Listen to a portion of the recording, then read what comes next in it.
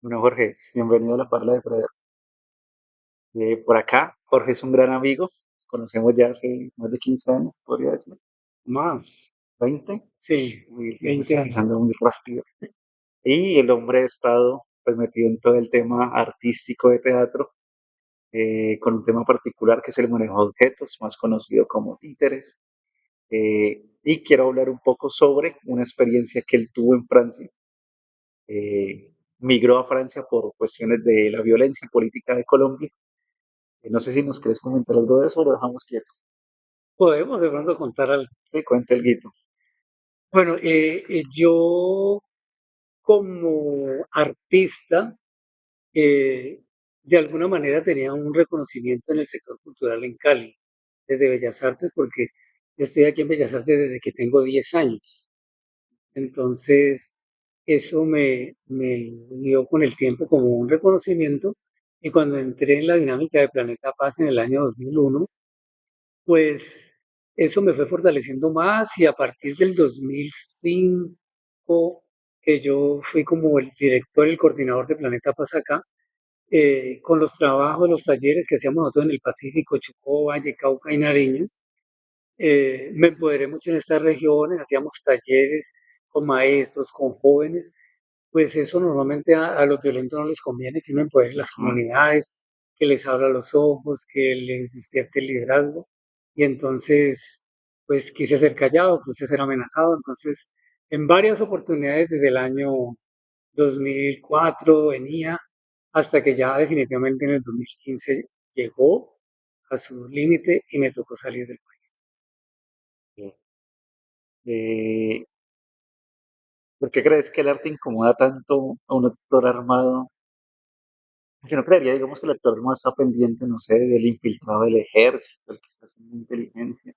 Hay que manejar un títere y sobre todo que se trabaja mucho con población infantil, que es lo que les duele a ellos. Lo que pasa es que el arte empodera, porque el arte, vos a través de los códigos del arte que son el color, el sonido, la forma, vos podés decir muchas cosas.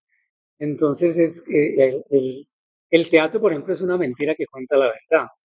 Entonces, los actores armados ya hoy son conscientes de eso, que a través de una obra de teatro uno está empoderando a la gente o les está transmitiendo algunos códigos de empoderamiento. No como en la antigüedad un emperador chino, que un titiritero manejaba sus títeres y hablaba del emperador como dictador, como tirano, y el emperador le mandó a cortar la cabeza a los títeres. Ok, Hoy en día no le cortan la cabeza a los títeres, sino al titiritero. que más grave aún. Mira que, de hecho, por ahí hay una película que se llama Los Actores del Colombia, creo que de inicios del 2000 incluso, finales de los 90.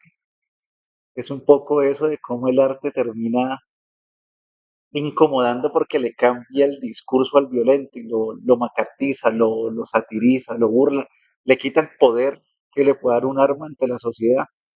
Claro, eso es re incómodo. Entonces, listo, pasa toda esta situación de violencia, de amenazas, y decides irte a Francia. ¿Por qué Francia? Bueno, porque allá vivía mi familia. Yo ya había estado en otras oportunidades buscando como protección, podría decirse, en Brasil, en Estados Unidos, en Centroamérica, en España, pero finalmente era algo que era provisorio. Pero ya en esto, cuando yo lo identifico que debería ser algo como más definitivo, es cuando yo opto por irme a Francia. Y ya una vez estando en Francia, pues a mí me empieza a faltar, a empezar a faltar lo que yo hacía aquí. Y entonces, un día allá el Seguro Católico, que se llama así Caritas Francia, se llama el Seguro Católico, había una actividad de ellos en un estadio y estaban ofreciendo unos talleres de títeres.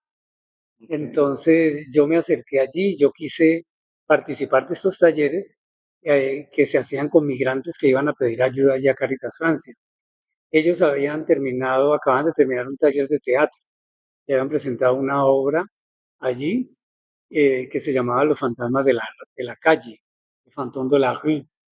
Eh, y yo me acerqué allí, entonces la persona encargada de organizar este taller me preguntó a mí y a mi cuñado que estábamos allí que por qué me interesaba estar en un taller de títeres. Y él le dijo, no, es que él hace títeres. Él es un maestro de títeres en Colombia. Entonces me dijo, ¿usted cuánto hace que hace títeres? Le digo, pues hace muchos años, como 30, desde niño. Ay, ¿cómo así? Entonces usted puede animarnos el taller de títeres. Ah, no, no estaba la posibilidad. No, o sea, alguien lo iba a hacer, pero Más por, lúdico. sí, más lúdico, más espontáneo, en ese sentido. Entonces ella me invita y sí, pues yo no tuve inconveniente en hacerme, y empecé este taller con ellos allá. Era muy interesante porque pertenece el espacio a un proyecto que se llamaba Le Petit Déjeuner Artistique. Le Petit Déjeuner es el desayuno, o sea, el desayuno artístico. Entonces, allí asisten migrantes, personas que están en la calle, que no tienen papeles, que andan en condiciones de precariedad, y se toman este desayuno a las 9 de la mañana hasta las 10:30 y se conversa allí en el desayuno y después hasta la 1 de la tarde se hacía la actividad artística. O sea, claro, era un servicio alimentario, social, para el sostenimiento de las personas, pero acompañado de una estrategia Sí, pedagógica y artística sí. para involucrarlo. Antes de seguir con Francia, ¿vos cómo conociste los? Bueno, los títeres pertenecen al ser humano como tal. Todos los seres humanos tenemos un contacto con el arte desde niños. El primer contacto que el ser humano tiene con el arte es a través de la música, porque la mamá le canta, le aplaude en la cuna, le mueve el sonajero. Entonces el niño, y ya desde el vientre la mamá le ha cantado, entonces ha desarrollado un oído. Por eso anteriormente las personas que no estaban aptas, por ejemplo, para la música, era porque su madre había sido desafinada, no tenía oído. Y hoy eso se equilibra un poco por la música, porque está la música ya grabada. Los niños escuchan y la mamá le pone las canciones infantiles, entonces se educan el oído un poco. Por eso hoy en día la humanidad es menos sorda, ¿entendés? Son más entonados. Claro, antes la música que uno accedía, digamos, en tiempos no modernos, era la que su círculo familiar le podía proveer y Sí, su comunidad inmediata, de ahí sí, para allá, lo que estaba y la allí. naturaleza, Y siempre si estaba. tenían radio o televisión en la casa, y si no, Ujú. pues de malas. Entonces, es ese primer contacto. El segundo contacto lo tienen con las artes plásticas, porque el niño cuando, por ejemplo, vomita o cuando tiene el popó y coge el popó y lo estrega en la cuna, juega con la tierra que le eche el agua, se le regó el tetero, la colada, ese tipo de cosas con las manos, de tener esa experiencia allí que posteriormente la hace cuando ya se mueve y puede sujetar un crayón o algo así para rayar. Seguidamente, muy pegado está la danza, porque el niño cuando se para ya en la cuna, que empieza a moverse con la música, sobre todo aquí en Cali, que a los franceses les llama mucho la atención, ¿por qué aquí la gente baila? Todo el mundo baila desde niño. Pues yo les decía, porque desde el embarazo están allí los mamás bailando. Ujú. Y eso sí es muy propio como de Cali, y en Colombia como tal. Por eso Cali fue catalogada la ciudad que baila, que danza, y por eso se hace la Bienal de Danza aquí. Después de eso, que el niño ya camina y todo esto, viene la animación de objetos. El niño tiene objetos y anima y conversa y lleva. Y después ya cuando maneja la oralidad, viene el juego de roles y va a ser teatro.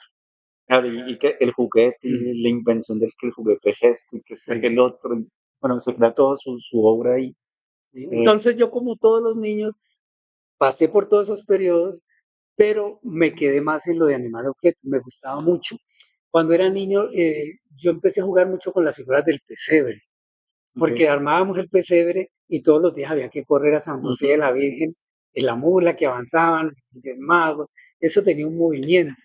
Y entonces, pues uno de niño en el movimiento, pues le pone diálogo. Claro, le da historia. María habla con José y pasan cosas y conversan con el pastor y cosas de eso, o sea que ahí se van generando unas historias. Y después mi papá era tapicero, él hacía muebles nuevos, entonces allí se trabajaba con la espuma. Mi hermano mayor un día cogió un trozo de espuma y le estranguló, cogió un cuadrito y le estranguló la parte de arriba, acá en el centro y acá abajo, y hizo un gatito y le puso unas tachuelas que fueran unos ojos.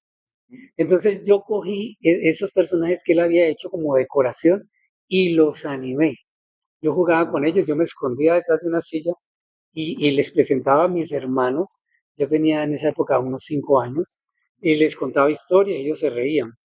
Luego este juego empezó a ser compartido con mis hermanas y mis hermanos y entonces presentábamos historias entre todos. De ese mismo formato, con los cuadritos de espuma, hacíamos personajes, humanos o animales, y contábamos historias. Allí nacieron las primeras historias mías como con los títeres. Después, eh, yo ya animado seguramente por la televisión, sobre todo con el programa de Plaza Sésamo. Yo Claro. ya veía ahí, yo recuerdo que uno de los primeros personajes que hice fue Beto y Enrique, así con la espuma, y contaba eso que yo veía allí. Y esto se fue fortaleciendo, fortaleciendo, hasta que yo llegué cuando yo tenía 7 años, yo ya tenía como un grupo de títeres, de personajes, mi mamá Ah, nos ayudaba a hacer los vestidos, porque mi mamá era diseñadora de moda, modista, entonces nos hacía los vestidos y allí teníamos los personajes. Luego, cuando yo me cambié de casa 2 o 3 cuadras más en el barrio, mi barrio era el barrio Cristóbal Colón, yo me presentaba por la ventana de mi casa y los niños se hacían en el andén y veían las historias. Luego, cuando ya hubo como más confianza, los niños ya entraban a mi casa a ver las obras y ya pues cada vez se iba perfeccionando más, ¿no? Lo que era en una silla con una tela que nosotros poníamos, una sábana, una cobija, ya después eso se estructuró como una especie de biombo y se fue generando. El hecho es que a los 10 años yo ya tenía un grupo de títeres con mis bueno. hermanas, nos presentábamos y me pagaban y yo le pagaba a mis hermanas. O sea, digamos, tenías tu staff de personajes y ibas improvisando las historias, o Sí, ya escribías, o hacías sí. un esqueleto, un guión. Al principio yo repetía las historias que a uno le contaban, Blancanieves, Caperucita, estas historias que uno conocía.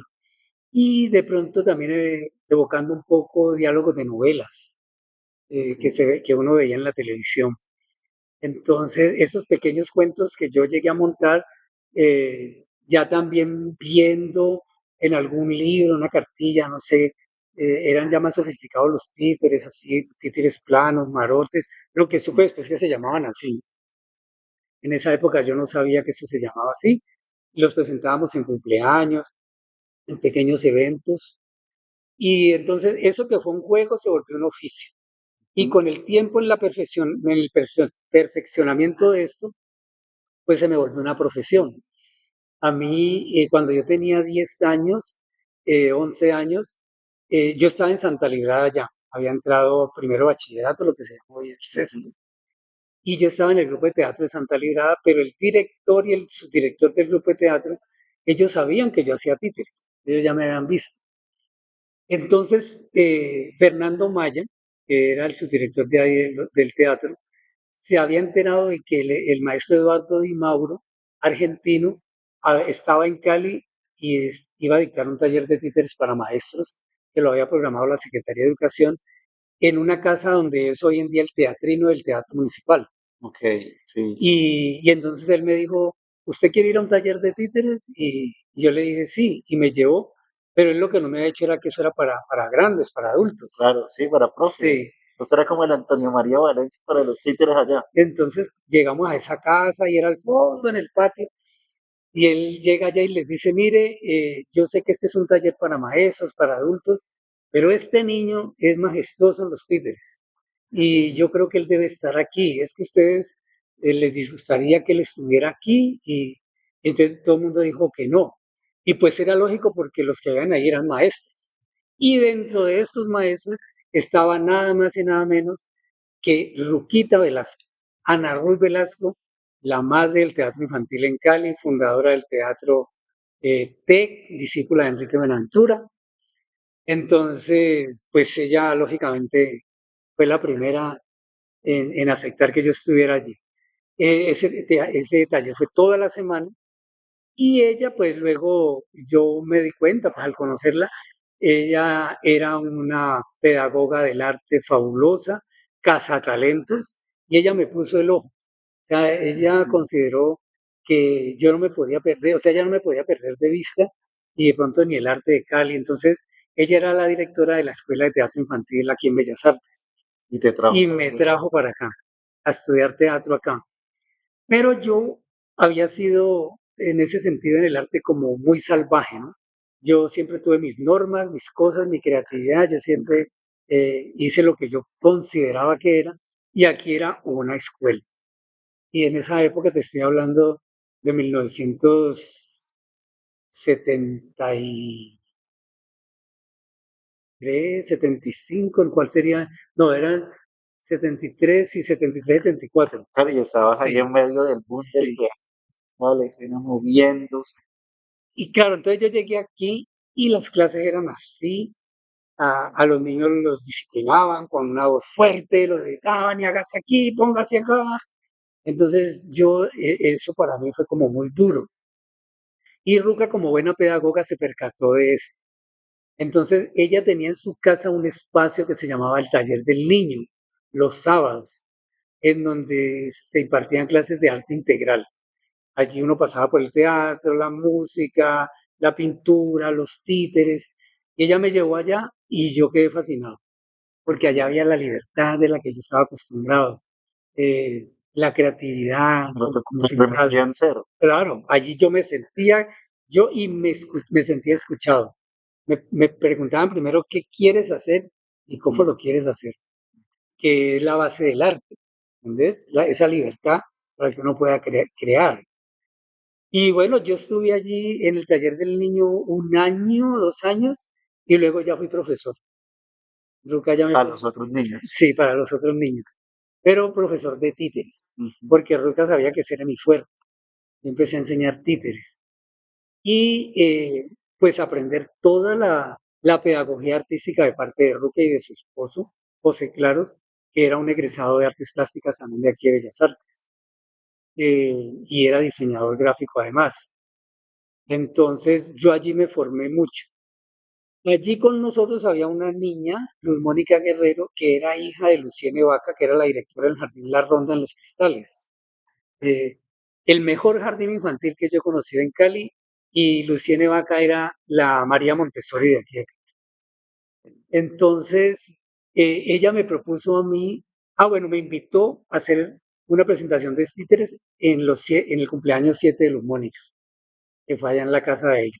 Y cuando Lucien me conoció allá, que presenté los títeres, la propuesta de ella fue, ¿por qué no me le enseñas títeres a mis niños aquí en el jardín?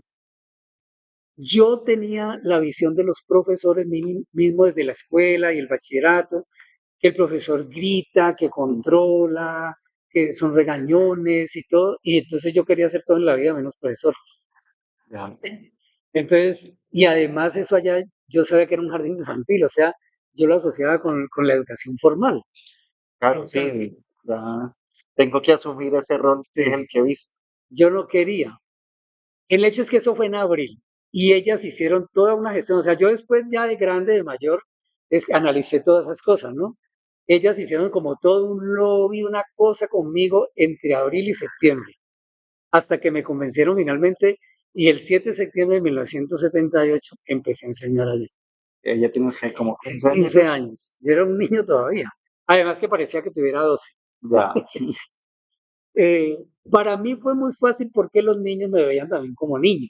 Ujú. Entonces yo jugaba mucho con ellos y en la ronda todo era a partir del juego, todo, todo. La metodología que allí se daba, yo no la he visto en muchas instituciones. Y en realidad, inclusive ayer hablaba con una profesora de aquí de Bellas Artes que yo le enseñé al hijo de ella, que ya está mayor, él tiene como 45 años y vive en París. Y ella siempre me dijo que Juan Pablo no hacía sino hablar de mí, que las clases de Jorge, y la amenaza más grande era que no lo llevaban a la clase de Jorge. Nuevo Y castigo. cuando entró al liceo francés a estudiar él, la mamá lo llevó, él le decía que si quería salirse del colegio, que ese colegio no le gustaba, que todo lo que le enseñaban allá él ya se lo sabía, que Jorge se lo había enseñado ya. Y la metodología mía era básicamente hacer todo lo que yo hice cuando niño. Yo cuando niño, en ese proceso que te conté al principio, yo jugaba al teatro. Nosotros, por ejemplo, cogíamos la mesa del comedor de mi casa y le poníamos una cobija y la tapábamos y adentro metíamos cosas y decíamos que ese era un apartamento. Y vivíamos allí o poníamos sillas y armábamos y nos tapábamos y decíamos que era un avión. Y hacíamos los tiquetes, teníamos azafata, nos daban refrigerio, jugábamos a la escuela. Todo eso era muy teatral y después yo aprendí cómo detrás de todos estos juegos está el empoderamiento pedagógico en los niños, del manejo del lenguaje, el respeto de la norma, cómo el juego es la actividad más importante en el niño, cómo la respeta, cómo cuando uno ve niños jugando y luego están en conflictos porque alguno violó la norma, o sea, es Ujú. lo más serio. Y yo fui testigo de eso y aprendí a valorar, gracias a Lucien, que fue mi maestra pedagógica a nivel de la educación, y Ruca a nivel artístico. Entonces, Ruca siempre soñó con que yo participara del grupo de títeres de Bellas Artes que se había fundado en 1973. Pero para yo hacer parte del grupo, yo tenía que tener 18 años. Y ser estudiante de Bellas Artes. No, no Solo tener los necesariamente. 18. Tener los 18 años, la mayoría de edad. Entonces, lo que pasó fue que cuando yo tenía 17 años, pues yo ya conocía acá Bellas Artes. Jorge Torres, que era el director del grupo de títeres, impartía unos talleres de títeres para maestros. Entonces me matricularon en un taller de estos de títeres. Yo me familiaricé más con el grupo de Bellas Artes, con sus integrantes. Yo ya tenía de todas maneras un nivel que era muy valorado también por ellos. Cuando cumplí los 18 años, uno de los integrantes dejó su lugar, su plaza, porque se fue para Francia. Y entonces allí necesitaron, yo hice la prueba, el casting que había que pasar allí, lo gané y entonces entré a Bellas Artes ya, Y hacer parte del grupo del grupo integral. Titirindeba en el 80. ¿Cuál fue esa primera obra? El Gallo Quirico.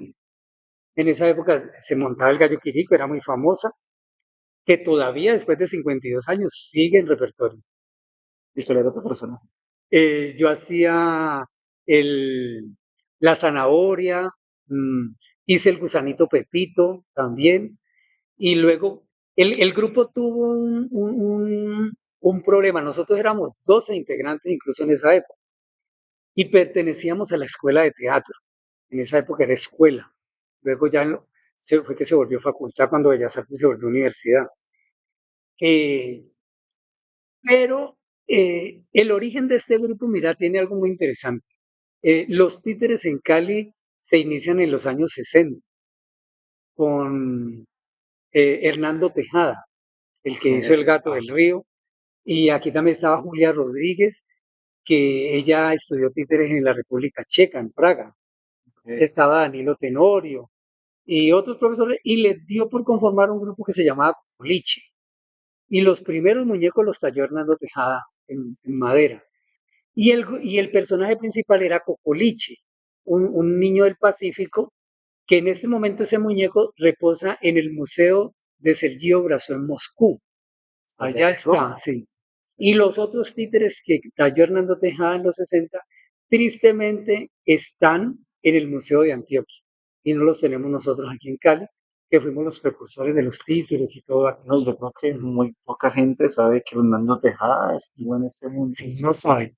Porque desafortunadamente muchos titiriteros cuando hablan de los títeres en Cali, pues hablan de su grupo y de su proceso, pero no de la manifestación como tal, la cual incluso en este momento, en alianza con la Secretaría de Cultura del municipio, estamos en el proceso de que se inscriba como Patrimonio Cultural Inmaterial de Cali y del Valle del Cauca, siendo nosotros en Titirindeba los portadores principales, por tener Excelente. 52 años de trabajo con ellos, un impacto directo en los 42 municipios del departamento, con una temporada permanente desde el año 2007 aquí en la Sala Beethoven, con el proyecto Viernes Infantiles, en donde vienen 680 niños de las instituciones educativas públicas, gratis. O sea, de alguna manera nosotros hemos sido los responsables de crear el público para las artes escénicas de Cali. Claro, además porque se termina siendo el primer contacto teatral de muchos niños y niñas que no han tenido la oportunidad de ser un teatro convencional. De hecho, a mí me parece muy curioso que se caracteriza la adultez por un punto de inflexión que es cuando uno deja de animar objetos. Digamos, o uno como adulto que lo vean ahí, que el avioncito, la gente está, no, no es un adulto. Y yo recuerdo muy bien que el punto de inflexión que le dicen, bueno, usted ya está mayorcito es cuando uno deja de jugar con los juguetes y los deja abandonados, pasan a la siguiente generación, se regalan y uno asume ya el rol de la seriedad, entre comillas. Sí, Eh, por eso alguien, no recuerdo quién lo dice, pero dice, dejo de jugar porque me volví viejo. No, me volví viejo porque dejé de jugar. Además, eso es que si uno se pone a pensar, todos hicimos teatro de alguna otra manera Sí, porque animamos objetos. Y claro. uno de muy chiquitico coge su sonajero, lo baja, lo mueve de un lado para otro y se crea su película en la cabeza de que algo está pasando. Yo también hice lo mismo de jugar a crear el apartamento con los muebles, y aquí quedó tal Mm, cosa. Y ese acto de colocar las reglas, las normas del juego es como la primera forma en que uno socializa e interioriza que uno vive en sociedad, sí, que es uno asumiendo los problemas de la vida, en este caso el claro. juego. Y respetando la diferencia, cuando uno juega con los niños, por ejemplo, en el caso de mi barrio, uno aprendía a respetar y la diferencia, los niños, la niña, el afro, el indígena, el que tenía mejores condiciones.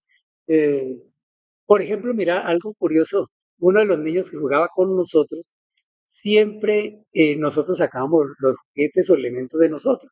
Mi mamá nos dejaba sacar ollas, planchas y cosas para jugar en la calle o armar cosas. Y este chico que se llamaba Oscar, se llama Oscar, él siempre decía, mis juguetes, y Alicia era la mamá, él le decía a la mamá, Alicia no me deja sacar los juguetes, Alicia no me deja sacar los juguetes. Hasta que mira que como después como de 2 años, finalmente un día Oscar llegó con los juguetes y era un costal de estos de plástico y grande, lleno de cosas, y él llegó y nosotros con la expectativa, mis hermanas y otros amigos de ahí mirando. Cuando llegó él y voltea la bolsa, la vacía, y eran un poco de frascos de perfume vacíos, muñecos viejos, sucios, cosas de esas. Pero yo años después, cuando ya siendo pedagogo y maestro, entendí El el valor. valor que ese niño le daba a ese juguete y también la actividad que yo siempre hice en la ronda con los niños, lo que allá me enseñaron, a revalorizar las cosas, a volverles a dar otra utilidad, ¿entendés? Y para él, en su mente, jamás esos frascos estaban vacíos. ¿Entendés? Y todo lo que uno puede convertir, transformar, y por eso es que, por ejemplo, con nosotros, con los títeres, y puedo retomar entonces ya lo de Francia, cuando empecé a trabajar con estos materiales, porque es que todo es lo que fue mi pasado, mis raíces en ese sentido. Mira que cuando empiezo el taller en Francia, yo parto con ellos, eran 13 personas de 10 nacionalidades diferentes provenientes generalmente del continente africano, que atravesaron el Mediterráneo y sobrevivieron a todo esto. Tenían muchas historias tristes. Pero yo quise trabajar sobre una investigación que Caritas Francia hizo en el 2017 sobre la percepción que la sociedad francesa tenía de los migrantes. Y el resultado es que son un estorbo, una basura, que vienen a ocupar sus espacios, a quitarles las cosas. Entonces eso fue interesante porque hicimos todo un trabajo pedagógico de introspección con ellos a partir de sus historias de supervivencia, muy tristes, contando cómo partieron de sus países, de países del África Central, del África Occidental, luego empezar a escalar países hasta el norte, hasta llegar al, al, al, al Mediterráneo y lanzarse en esa travesía de llegar a Italia, unos entraban por Italia, otros entraban por España. Claro, es que la lanzada Sí, al mar es la sí, última parte de la sí. travesía. Pero, pero cuando llegan allí, muchos han sido violados, encarcelados, han dado hambre, han perdido amigos, han estado heridos, bueno, cantidad de cosas y muy tristes. Entonces, lo que hacemos es recoger esas historias que luego vimos que aunque eran 13 historias, era como lo mismo, todas estaban atravesadas por el dolor, por todo eso, y el tema de la migración, del dolor de quitarse uno de su lugar para salir de allí a buscar un mejor porvenir o a preservar su vida. O sea, los 13 perseguían lo mismo, aunque eran historias diferentes, pero estaban unidas como por lo mismo. Entonces, con este análisis de esa investigación, lo que partimos con ellos es, a partir del reciclaje y todo esto, de que los personajes se hicieran de basura. Entonces empezamos a trabajar los envases plásticos, todo esto, a diseñar los personajes con ellos. Los personajes llegan a un momento en donde se vuelven muy bellos. Ya son personajes que no tenían ojos porque los migrantes llegan ciegos a una realidad. Y no tienen boca porque aún hablando el francés no importa lo que ellos digan. Estos personajes tenían esa característica. Había un personaje neutro. de un color gris, y otros que tenían ya definiciones, es una mujer, este es como árabe, este es como de origen latino, este es como un habitante más de la calle que ha sufrido. Ahí se veían, a pesar de las características generales La de los diversidad, nómades, se veía esa diversidad allí en eso. Y la idea es que se puso el espectáculo en un formato, se presentaron en salas de teatro famosas como esta, salieron en el Parisien, en la televisión, en revistas, los entrevistaron como si fueran artistas, tuvieron fotos, todo eso les elevó la autoestima a ellos. Se presentó el espectáculo con las luces, con todo como si fuera una compañía profesional y la sociedad francesa los aplaudió. Entonces, el trabajo fue también medio terapéutico porque yo les decía, de ustedes depende seguir siendo basura o volverse en personajes para que la sociedad los aplaude. Y fue fabuloso porque de esas 13 personas, 8 hoy en día en Francia son personas que han escalado, son, dirigen son artistas. espacios. ¿Sí? No, artistas no. Curiosamente, ninguno de ellos ha trabajado en el arte. Otros trabajan en fundaciones, en asociaciones, otros simplemente son empleados, pero le están aportando al país, crecieron como personajes. Pero O sea, encontraron sí, vocaciones, estilos de sentido a vida. la vida. Algunos ya han traído a sus familiares. Es muy interesante ver, mientras que otros se han quedado en ser basura, ¿entendés? Entonces, eso es un trabajo pedagógico que se debe hacer con los migrantes como política. El país que lo recibe a uno y cómo uno puede devolverle eso que el país le está dando a uno cuando le tendió la mano en el momento que más lo necesitaba. ¿Cómo fue ese impacto, digamos, de este grupo de migrantes que no habían hecho arte en su vida? Y se les pone en escena, bueno, vamos a utilizar objetos, vamos a hacer títeres, vamos a armar muñecos. ¿Cómo fue ese impacto? Porque incluso yo sé que hay muchos adultos que le dicen, vamos a manejar títeres y les da vergüenza. Sí, no, el proceso fue pedagógico, o sea, yo como pedagogo que soy, era todo un proceso de conquista con ellos, ¿entiendes? Ellos no sabían en qué se iban a meter como tal. Entonces todo parte, así como me lo enseñó Ruca y como me lo enseñó Lucien en su momento, a partir del juego. Era jugar, jugar con el cuerpo, jugar con elementos, animar la cuchara, la taza, el pan que se iban a comer, poner a dialogar el pan con la mantequilla en el desayuno, todo este tipo de cosas a partir del juego. Y eso, la actividad lúdica, entendiendo por lúdico, el juego es lúdico, pero lo lúdico es todo aquello que me causa placer. Entonces eran actividades que les generaran placer a ellos y empezar a ver ellos eh, eh, cómo todo esto que hacían pues pertenecía al mundo del teatro, de los títeres. Porque lo primero fue así, el primer títere que uno tiene en la mano, entonces, qué manos bravas, qué manos tristes, qué manos alegres, qué manos que aplauden. Ahí se generan personajes sin hablar, porque mismo ellos no hablaban francés todos. De esos 13 hablaban francés, eran francófonos como 4. Los otros no hablaban el francés y no escribían ni leían ni siquiera la lengua propia de ellos, de sus países. ¿Sí? Entonces, es todo un trabajo de sensibilización, de códigos, que el arte los tiene. El arte le llega a todo el mundo, pero como te decía al principio, por sonidos, por colores, por formas. Y entonces era toda una conquista con ellos. Ellos se empezaron a sentirse conquistados, se metieron en el mundo de esto y ya luego, pues como también estaban en proceso de aprendizaje de la lengua, pues a media lengua ellos hablaban, se expresaban, y fue cuando contó cada uno su historia, compusimos la historia de todos, y se generó la obra que se llama San Chemin, Sin Camino, porque también era eso, una historia de sin caminos, ellos no sabían hacia dónde iban, a dónde iban a llegar finalmente. Y cada uno elaboró personalmente su personaje con retazos, trajo el envase plástico que lo encontró en la calle y lo trajo y lo fue transformando. Ese envase primero, antes de convertirse en ese personaje, primero fue envase como tal y jugó a hablar con otros. Y en esa cosa se contaban sus historias. Habían historias que no tenían palabras.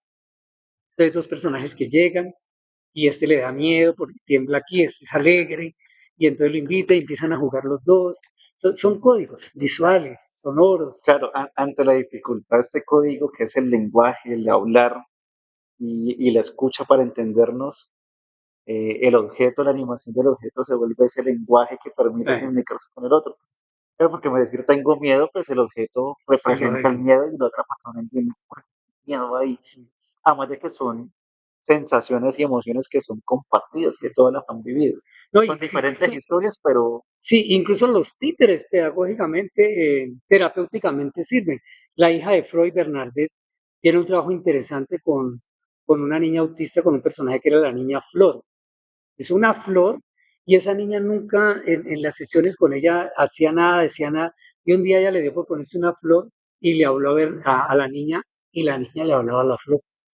Entonces era lo mismo. La relación que se generó con ellos, con los objetos y con la creación de sus personajes, hizo que incluso ellos votaran muchas cosas, hicieran duelos. Le sirvió mucho el trabajo artístico como tal, en este caso de los títeres, porque también, mira, por ejemplo, los niños que tienen su muñeco, su peluche, que duermen con él, que le cuentan cosas, que andan con él, eso se volvió como un personaje confidencial allí, en ese sentido. Y yo lo hacía conscientemente pues porque yo era artista y además también era pedagogo. Entonces yo sabía qué era lo que estaba haciendo ahí con ellos. y qué cambios o colocarlos.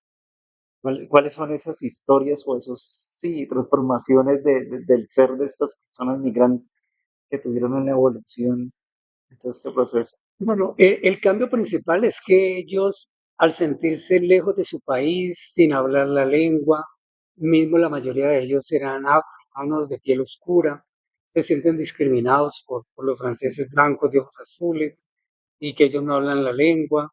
eh, el momento cuando sienten hambre y no tienen que comer y les toca pedir, eh, y tocar esa puerta y no saber si les van a abrir o no les van a abrir.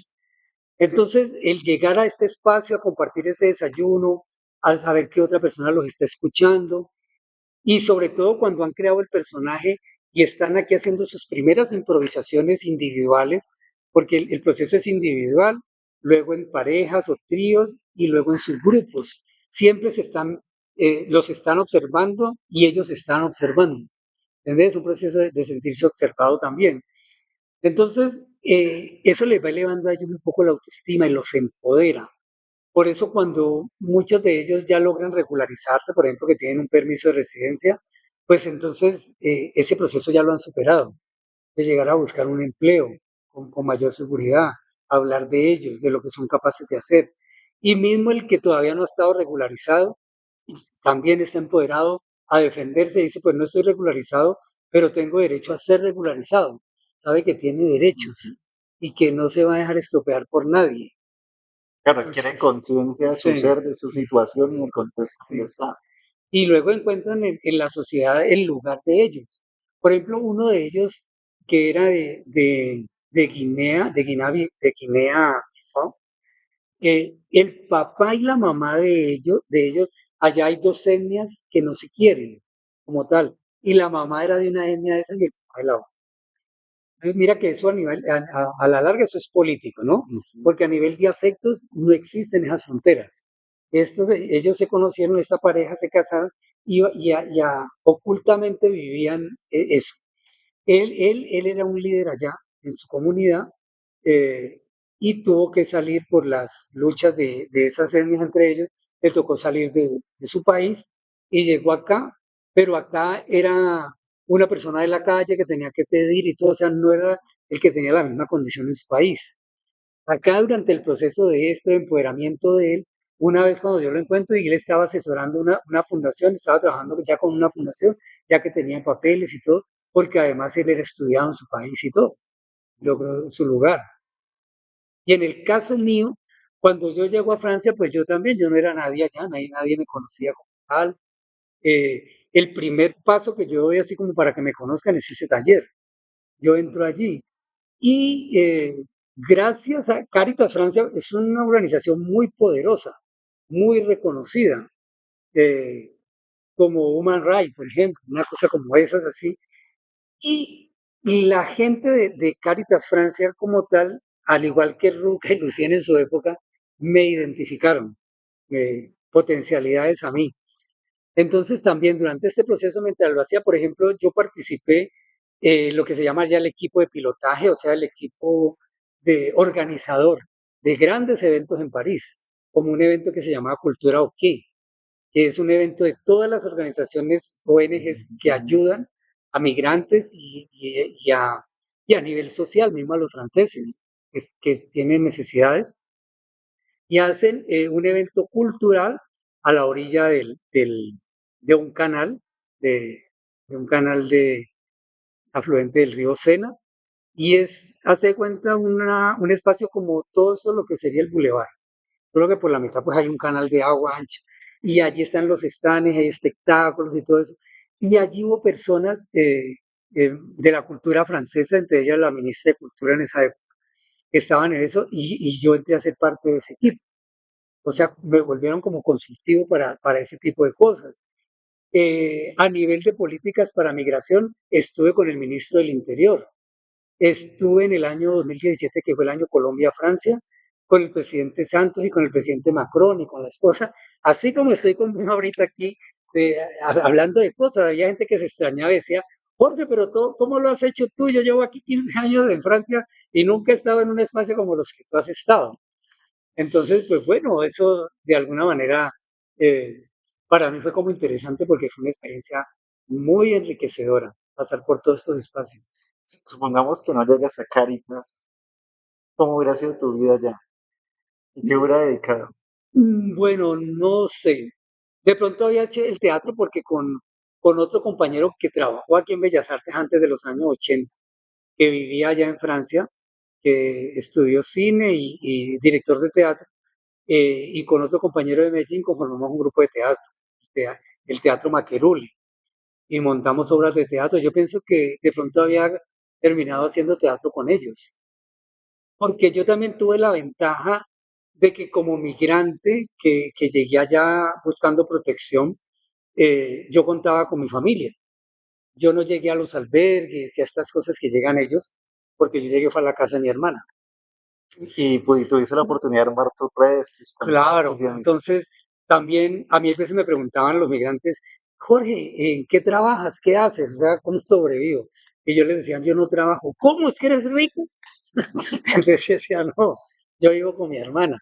Eso me garantizó que durante 6 años yo pudiera ser voluntario, hacer toda una escuela, porque yo también empecé a estudiar un doctorado allá, que el COVID me lo partió, tuve problemas porque tú sabes que los maestros de la sociología son franceses.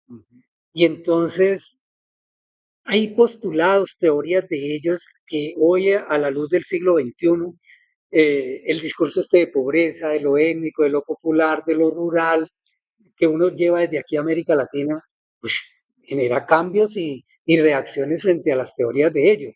Y cuando uno empieza a confrontarlas, a ellos no les gusta, Claro, a a los profesores. esa mirada europea siendo Sí, cuestionado por un latino, pero es que también lo académico también genera la estas mirada barreras. colonial, Ajá. Y ¿entendés? más, por ejemplo, Sí, ahorita con los migrantes africanos y toda esta lucha que hay en torno al relato de lo que ha pasado. sí.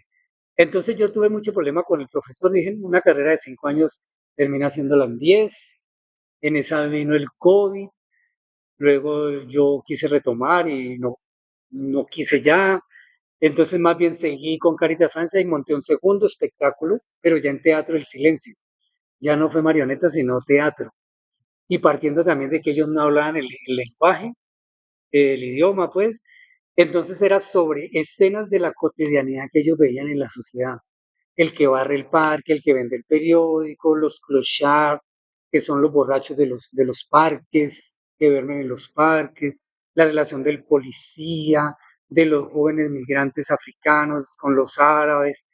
Entonces escogimos 7 cuadros de la cotidianidad, les pusimos música de fondo y ellos entraban simplemente sin palabras a interpretar, como en el cine mudo.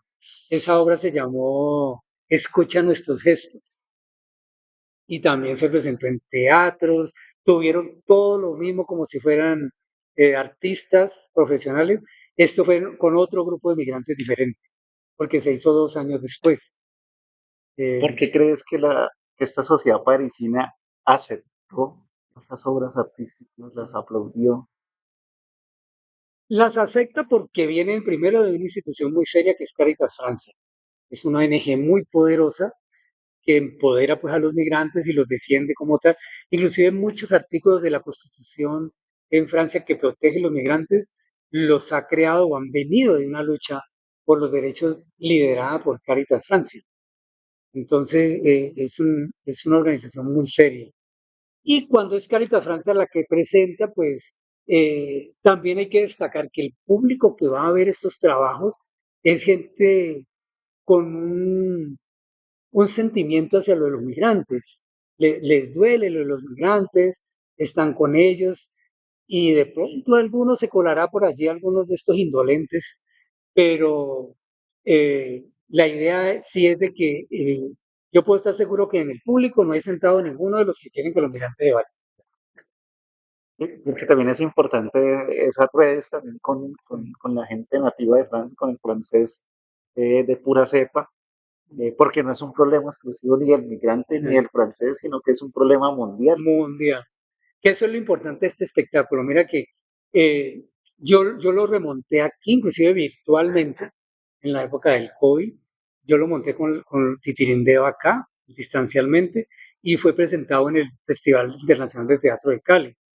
Y ahora que estoy aquí, que he regresado después de 10 años, lo estoy remontando con unos estudiantes de la Facultad de Teatro para presentarlo el 18 de diciembre, el Día Internacional del Migrante, porque es un tema latente. Aquí es tan actual como allá, porque allá son los del Mediterráneo, aquí son los del Tapón del Darién, los de Venezuela, los que Trump está mandando para acá, los de Centroamérica. O sea, la migración es un tema mundial. Esta obra donde se presente le llega a todo el mundo y la entiende. ¿Ves que hay diferencias entre el trato migrante que hay de los franceses a los migrantes que llegan allá y entre nosotros los colombianos a los que están llegando acá? ¿O estamos teniendo esas mismas actitudes deplorables? En general, la actitud de exclusión de la persona que excluye al migrante es igual en todo el mundo. Solamente que en Francia por el poder adquisitivo que tiene la sociedad, las mejores condiciones de vida, pues lógicamente que el migrante la pasa mejor que aquí. Porque allá el migrante, por ejemplo, que tiene frío, pues hay sitios donde le regalan ropa y ropa buena, que ha regalado gente, todo el mundo, ya gente francesa regalan y allá hay dispensarios. El que tiene hambre tiene donde comer, el que no tiene donde dormir tiene donde ir a dormir y en buenas condiciones.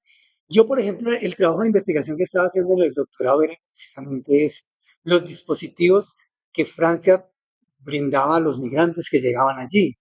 Entonces yo personalmente como migrante, yo hice filas para ir a pedir comida, para ir a pedir ropa, para estar en todo esto, porque quería, aunque la investigación no me lo permitía, pero yo de alguna manera quería ser también el sujeto de estudio yo mismo. El Vivencial. sujeto de estudio que yo tenía lo quería vivenciar yo, para que cuando luego el sujeto de estudio ajeno a mí me contara o yo le viera, yo comprobara que sí es verdad lo que me está diciendo, pues falso. Entonces, en ese sentido, yo pasé por todo eso y mira que a mí me llamaba la atención una vez enfrente de la alcaldía de París, un edificio de estos antiguos del siglo XVI, XVII, preciosos, y allí la fila uno para entrar a ese restaurante a comer, con gente de la calle. Y llegamos y pasamos una registradora y cuando llegamos era tipo buffet, con el plato no le iban dando una bandeja y unos meseros lo llevaban y lo pasaban a una mesa y había cubiertos y todo y era para gente de la calle. Eso aquí no lo he visto en ninguna parte, aquí es de plástico, de icopor, todo así, lleve para acá, o sea, tratan a la gente como de la calle. En cambio allá eso sí tiene, hay una dignidad, la sociedad es un poco consciente de eso y los dispositivos que hay desde el gobierno nacional o departamental, en las ciudades, es de darle dignidad a la persona que está en la calle o en condición precaria. Pero aquí lo primero que dicen, no, pues ¿cómo le vamos a dar a ellos si Ah, no, nosotros no tenemos? sí. O sentarlo dignamente en una mesa. Entonces uno puede conversar con el otro allá. Uno conversa y hay gente que es tímida, no te conversas porque no hablan el idioma o porque sí lo hablan pero son tímidos, pero sí se genera un ambiente de confianza, de que no te están envenenando. Y cómo este montaje que ha cambiado en la construcción del mundo ahora en Colombia. Bueno, aquí yo como creador de la obra y director, yo tuve una reacción porque cuando se montó aquí y le dieron un sentido distinto a la obra. Le quitaron el migrante que viene de África y que lo reciben en Francia, además porque el texto habla de eso. La música está, por ejemplo, el fondo de la vía en Ross, y que es la obra, los textos de la obra son poemas. Y la versión francesa, poemas argelinos, pero la versión colombiana son poemas míos. Pero entonces, como el país que lo recibe de Francia, tiene un fondo musical con la melodía de la vía en Ross eh, y se llama Bienvenido a casa. Y es una voz que en ese momento representa a las ONGs, el país, las políticas del que lo recibe y le dice, bienvenido a esta casa, no temas, aquí encontrarás quien te ayude, quien te dé la mano, aquí podrás hablar libremente, aquí no te perseguirán. Bueno, todas estas esperanzas de lo que ellos vienen huyendo, ¿entendés? Para darle como esa seguridad hacia el personaje. Pero mis compañeros aquí lo cambiaron con el discurso de los venezolanos. Entonces le dieron un matiz a lo venezolano, a los ciertos personajes les pusieron un equipaje, cuando los míos no tienen equipaje porque son náufragos que han llegado, ese tipo de cosas así. Cambiaron ciertas escenas. Entonces lo que yo quiero hacer ahora acá con el remontaje es hacer la obra como se concibió, por respeto a quienes la crearon conmigo, ¿entiendes? Porque Claro, realmente la obra yo la dirigí y todo, pero fue sobre los insumos de ellos. claro, Y, lo ideal sería mm, hacer una obra mm, con migrantes de mm, acá, donde ellos animen sus propios objetos, cuenten sus propias sí, historias y se crea nueva narrativa. esa sería otra historia, pero como te contaba ahora, como el discurso de la migración es la misma en el mundo entero, la gente aquí en la China o en la Conchichina va a ver personas que se tuvieron que salir de su casa a un sitio corriendo peligros. Sobrepasaron esos peligros y ahora tienen que resurgir en una sociedad que los acoge, que los discrimina y todo, y luego ver cómo es que, porque la obra al final lo que habla es de la solidaridad, que son migrantes, pero que solo el unirse, el ser solidarios, es lo único que los ayudará a salir adelante. ¿Entendés? Y eso en toda parte del mundo tienen que hacerlo. Claro. Solos no pueden sobrevivir. Tienen que solidarizarse entre ellos e integrarse a las sociedades como tal. Y que creo que es una Mm, lección que da el migrante que está en un contexto que no conoce sí. y que incluso entre los que vivimos en una sociedad y conocemos nuestro propio contexto, ni siquiera nos solidarizamos con nosotros mismos.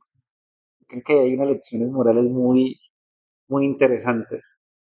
Para terminar, eh, ¿cómo acercamos más los títeres a la población adulta? ¿Cómo hacemos para que pierdan ese miedo de venir a ver títeres Bueno, pues mira que curiosamente y los, que hagan? los adultos vienen a los títeres con la disculpa de traer los niños. Traen el niño, pero uno ve que ellos son los que más disfrutan a la larga, desde el espectáculo, porque tienen que de alguna manera recordar de su infancia, los cuentos, los juegos que hacían, todo esto, y es lo que nosotros con los espectáculos en Titirindeba, con más de 30 espectáculos que tenemos en escena y en diferentes técnicas, queremos presentarle al público para rescatar ese niño como tal. Nosotros tenemos espectáculos para niños de 0 a 100, decimos nosotros. Pero sí hace falta también, como lo hay en Europa, en Argentina, en México, títeres para adultos. Por ejemplo, esta obra de Sin Camino es una obra que yo llegaría a considerar que realmente sería para mayores de 10 años y que las disfrutarían realmente de 15 años en adelante y sobre todo los adultos. Por el tema, por la puesta en escena, por el formato que tiene y sobre todo por el mensaje, porque a un niño no le va a llegar el mensaje de discriminar a un migrante, los niños no lo hacen, pero los adultos sí. Un niño menor de 10 años, de 15 años, no va a leer eso del dolor del migrante, que la obra lo tiene, mientras que el adulto sí. Y de suyo en Francia había gente que lloraba con la obra porque también tiene una música muy bella. Entonces, en ciertos momentos musicales, de silencios, los muñecos tienen una técnica especial de manejo que podría considerar uno que es una técnica de la psicología del movimiento. Porque como te decía, son muñecos que no tienen ojos ni boca, son neutros, pero cuando caen en manos del titiritero empieza a darles una expresión y el público ve que está sufriendo, que está temblando, que tiene frío, que tiene miedo, y es de acuerdo por la versatilidad del marionetista. Y aquí fue un poco difícil lograrlo con los profesionales, y mira que allá con ellos no. porque estaban Y yo digo, claro, transmitiendo su son música. ellos mismos, son ellos. Yo le adjudico la técnica que la hubieran aprendido tan fácil es por eso, porque son ellos mismos, solo que han pasado la energía al personaje, al muñeco. En cambio, acá el titiritero profesional está deshaciendo una técnica, Claro. ¿entendés? Y está ajeno a esa historia. Eso no está contando su historia, Sí, no, no está contando algo que vivenció sí, como sí, tal y que le genera sí. el sentimiento. Y para eso acá, por ejemplo, tuve que hacer grandes jornadas largas, talleres de inducción del movimiento, para que estos que están participando en el remontaje se apropien de eso. Mientras que allá yo no tuve esa lucha. Dicen el 18 de diciembre, El 18 de diciembre está pensado, vamos a ver qué entidad nos apoya a estas migrantes, la OIM o alguna entidad de Naciones Unidas o la alcaldía o la gobernación, pero la idea es poderla presentar y luego circularla en espacios académicos como universidades, fundaciones, en barrios, porque el tema de la migración es un tema que nos debe tocar a todos. y uno no sabe cuándo le toque a uno, Sí. no puede cambiar. Jorge, muchas gracias. A ti. Un honor.